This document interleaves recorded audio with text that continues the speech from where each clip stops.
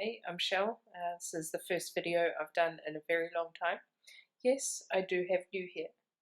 I'm kind of in love with it actually. I've done it before, but for some reason this time I'm just really enjoying it. Wanted to change. I was feeling really frumpy actually. I'm going to be 40 this year in August, and last year actually, one of the reasons why I haven't done many videos beyond the few that I did, I think, last year, maybe even the year before now, actually. Might have been a couple of years ago. One of the reasons I stopped doing them, aside from the fact that I lost my nerve, which is probably the main reason, but another is last year I did have a really bad run of bad health.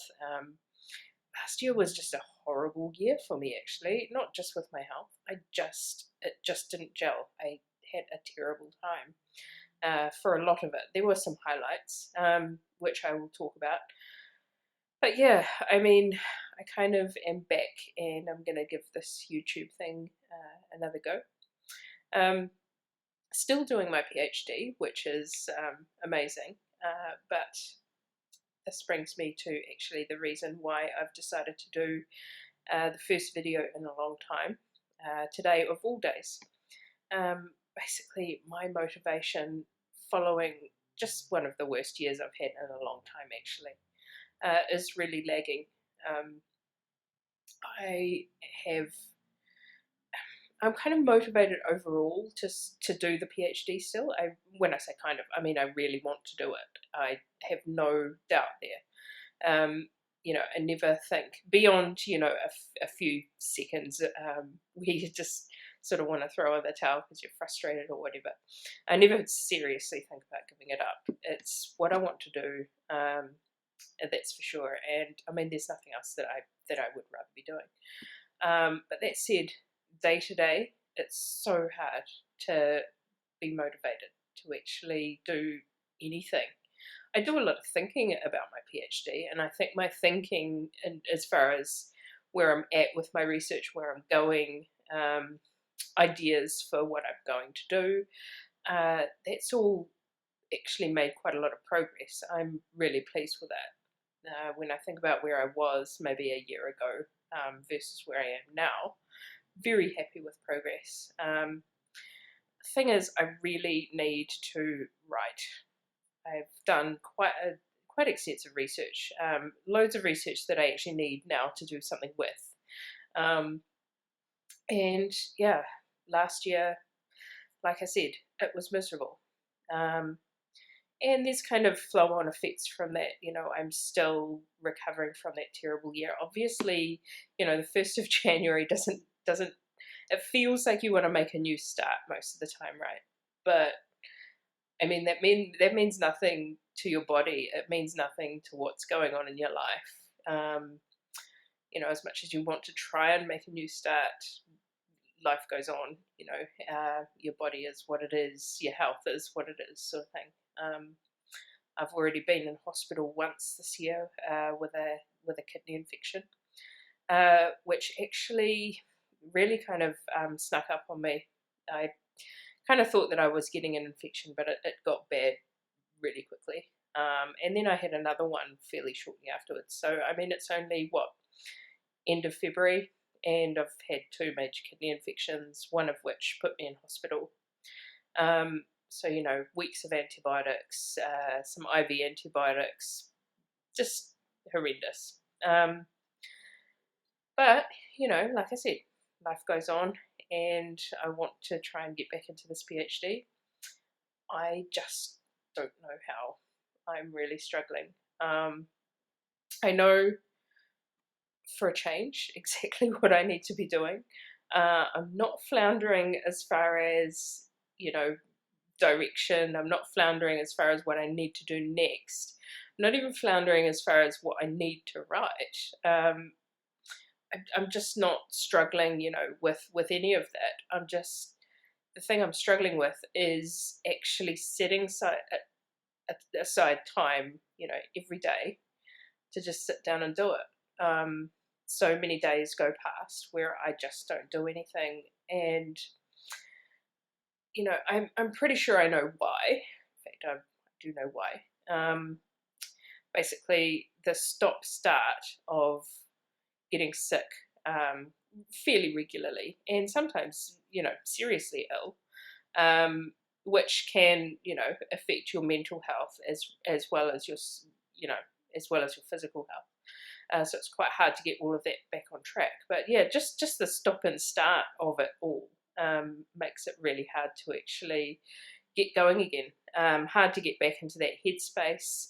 Hard to sort of get back on track as far as your thinking and as far as just what you were doing before you got sick, because quite often, you just have to stop. And, I don't consider myself a person who is chronically ill at all. That's just not me. I'm not sick all the time. I'm actually really well right now, for example. But I am sick a lot. I'm kind of acutely unwell regularly, if that makes sense. And I do think that that's a distinction, to be made aside from chronic illness. Where I think, because I have been chronically ill in the past with infections in particular, before I had my leg amputated, I used to get regular cellulitis infections in my leg, and they were just getting so frequent that it was affecting the rest of my health as well. And I really was chronically ill up until 2014 when I had my leg amputated below my knee.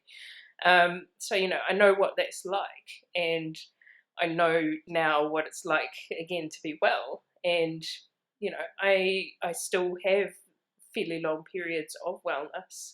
But like I said, those sort of interjected a lot or interrupted a lot by periods of fairly serious illness.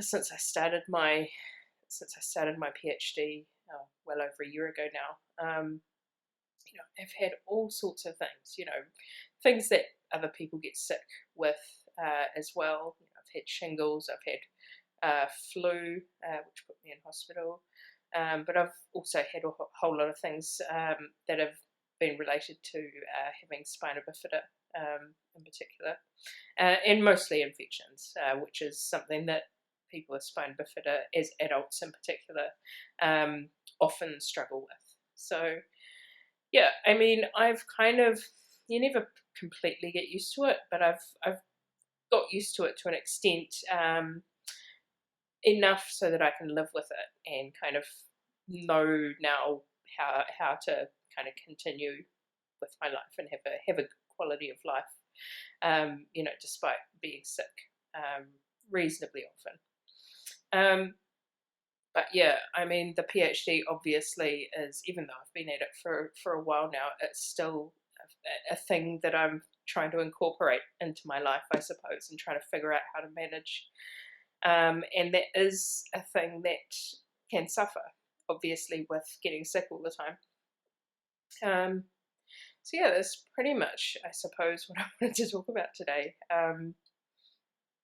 Just, I'm not quite sure how I'm going to get over that, how I'm going to work with it, I suppose.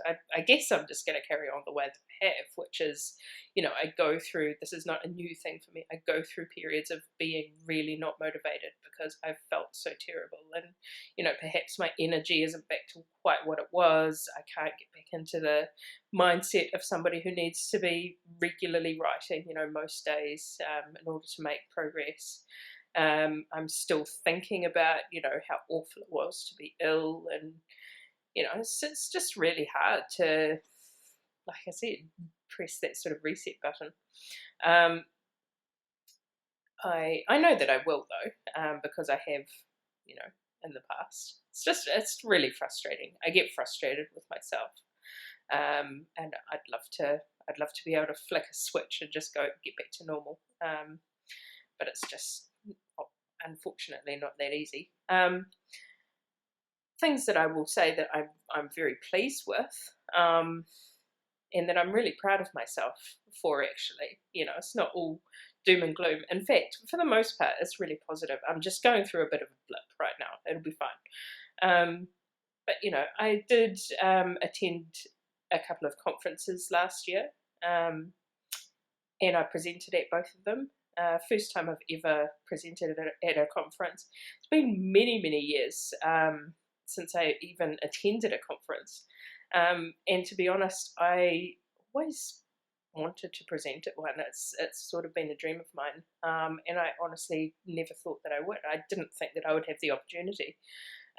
So to be able to write an abstract, or write 2 abstracts and be accepted, for both conferences, to be able to present at those conferences and actually to get some really good feedback as well was so fantastic.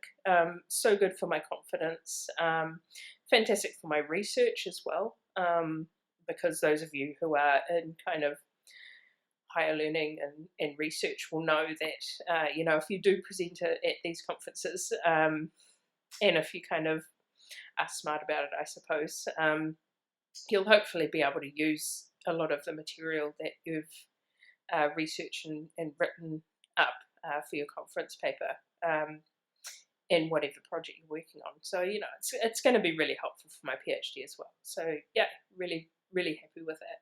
And I actually did get, a couple of chapters written, or mostly written, certainly the drafts anyway. So, happy with that too. What else? Yeah, just kind of happy at the progress that I've made and the fact that I'm sort of sticking with it and still enjoying it. But yeah, like I said, motivation is a big problem for me right now, and it does sort of feed into my anxiety as well. I have an anxiety disorder on top of everything else. Probably because of, let's be frank, a lot of the stuff that I'm talking about. You can't sort of go through a lot of what I've been through and I think come out completely unscathed. But however, something else that I work with.